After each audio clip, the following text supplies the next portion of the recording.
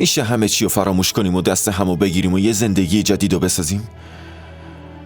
میدونم گرفتن این تصمیم برات سخته، ولی الان این امتحان احساساتمونه رباب. چطور بهت اطمینان بدم که حاضرم همه اشتباهات گذشتم رو جبران کنم؟